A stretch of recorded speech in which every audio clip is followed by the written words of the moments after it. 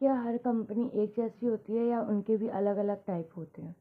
Hello student, welcome back to the commerce simplified by Pragya. आज की class में हम टाइप्स ऑफ कंपनीज के बारे में पढ़ेंगे, जिसमें हम प्राइवेट और पब्लिक कंपनी को डिटेल में समझेंगे और उनके बीच में इम्पोर्टेंस डिफरेंस भी जानेंगे। तो नोटबुक रेडी रखिए और चलिए स्टार्ट करते हैं।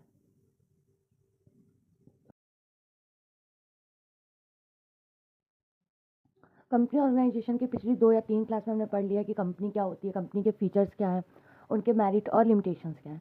आज की क्लास में हम पढ़ेंगे टाइप्स ऑफ कंपनी, जिसमें हम जानेंगे कि कंपनी कितनी टाइप्स की है और किस बेसिस पे कंपनी को मतलब ये दूसरे दूसरे टाइप्स में रखा गया है। विच मीन्स कि 2 कंपनीज हैं, प्राइवेट और पब्लिक। प्राइवेट कंपनी में कैसी कंपनीज हैं और पब्लिक कंपनी में कैसी कंपनीज आती है। तो प्राइवेट कंपनी, अगर हम सेक्शन के अकॉर्डिंग बात करें, सेक्शन 268 के अकॉर्डिंग, तो प्राइवेट कंपनी का मतलब है वो कंपनी जिसमें कुछ कंडीशंस है उसके आर्टिकल ऑफ एसोसिएशन में। पहली कंडीशन ये है कि जो भी शेयर ट्रांसफ़र का राइट्स होता है उस पर रिस्ट्रिक्शन लगा होता है कि मेंबर्स जो अपने शेयर की जो जो ट्रांसफरेबिलिटी है वो ऐसे ही ट्रांसफ़र नहीं कर सकते हैं, उनके पास ये राइट्स पे उनके रिस्ट्रिक्शन होता है प्राइवेट कंपनी में। दूसरा, वो जो मेंबर्स होते हैं इनमें इसमें मिनिमम 2 और मैक्सिमम 200 मेंबर्स होते हैं।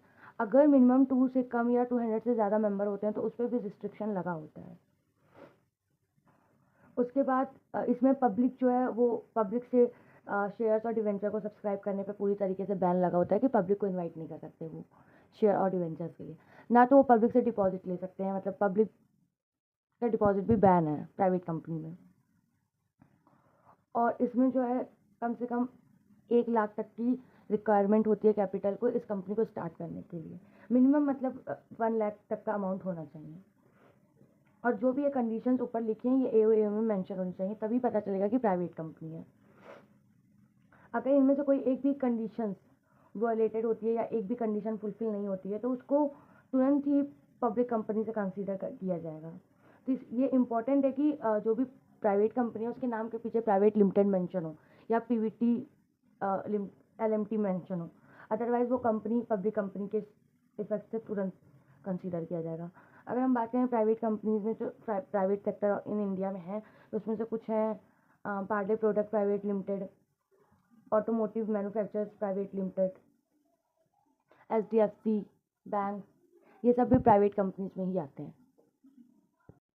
वहीं अगर हम दूसरी और पब्लिक कंपनी की बात करें तो पब्लिक कंपनी सेक्शन 2 सबसेक्शन 71 के अकॉर्डिंग कंपनीज एक्ट 2013 में है कि public company means a company which is not private. मतलब प्राइवेट कंपनी में क्या था कि इनके शेयर्स के ट्रांसफरेबिलिटी पे रिस्ट्रिक्शंस था और पब्लिक जो है डिबेंचर्स और शेयर्स वगैरह को सब्सक्राइब नहीं कर सकती थी। बट इसमें बोल रहा है वो कंपनी जो प्राइवेट नहीं है, विच मीन्स कि उनके शेयर भी ट्रांसफ़र हो सकते हैं और पब्लिक जो है पब्लिक को भी इन्वाइट कर सकते हैं उनके शेयर्स और डिवेंचर्स को सब्सक्राइब करने के लिए।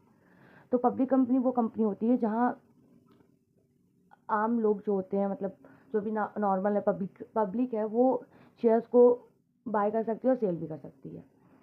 और उसके बाद इसमें कोई भी रिस्ट्रिक्शन नहीं होता अपने शेयर्स को ट्रांसफ़र करने के लिए और कोई लिमिट नहीं होती है मैक्सिमम मेंबर्स की, मतलब जितने चाहे अपने मेंबर्स इसमें पब्लिकली रजिस्टर हो सकते हैं, पब्लिक कंपनी में मेंबर हो सकते हैं। और ये मतलब पब्लिक से पब्लिक डिपॉजिट से भी रेज कर सकते हैं, उस पर भी कोई रिस्ट्रिक्शन नहीं होता है।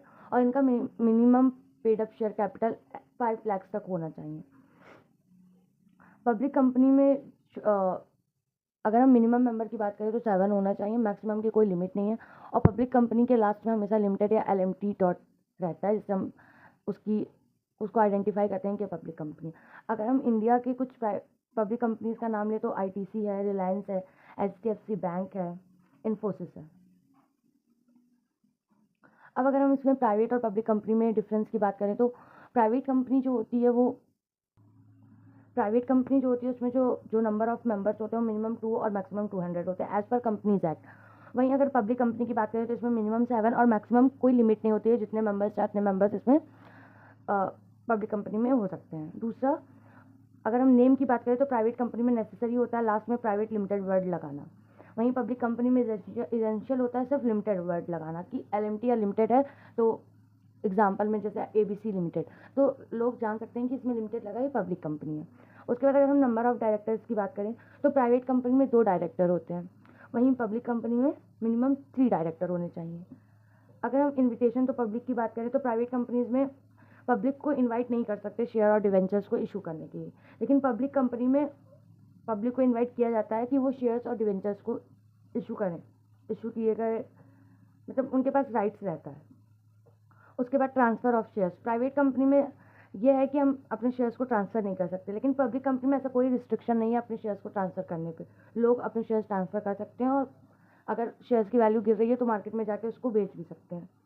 उसके बाद अगर हम इशू ऑफ प्रॉस्पेक्टस की बात करें तो प्राइवेट कंपनी प्रॉस्पेक्टस इशू नहीं करती है, कोई ज़रूरी नहीं होता है, लेकिन पब्लिक कंपनी में एसेंशियल होता है कि वो प्रॉस्पेक्टस को इशू करे, और अगर प्रॉस्पेक्टस की एब्सेंस है तो लीव ऑफ प्रॉस्पेक्टस भी वो इशू कर सकती है।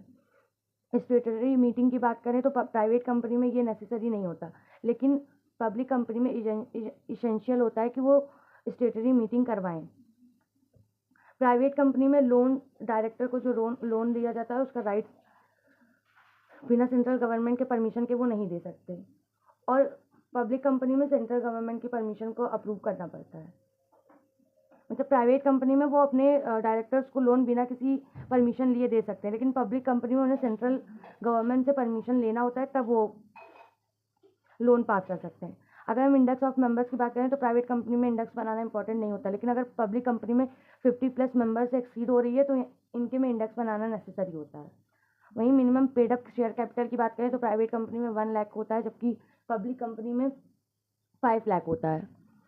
प्राइवेट और पब्लिक दोनों कंपनीज जो है इम्पॉर्टेंट है इंडिया के लिए, क्योंकि प्राइवेट कंपनी में क्या है कि एक तरीके से लिमिटेड चीज़ें होती हैं, लिमिटेड लोग होते हैं, शेयर्स वगैरह पे रिस्ट्रिक्शन होता है। वहीं पब्लिक कंपनी में मैक्सिमम कोई लिमिट नहीं होती है, जितने मेंबर्स हैं अपने मेंबर्स उसमें शेयर होल्डर्स बन सकते हैं, और उनके में शेयर्स को ट्रांसफ़र करने का भी कोई इशू नहीं होता। इसीलिए बड़े बड़े जो बैंक्स हैं, जो बड़ी बड़ी कंपनीज़ है, रिलायंस, HDFC, ये सब पब्लिक कंपनीज़ के लिए वर्क करती हैं।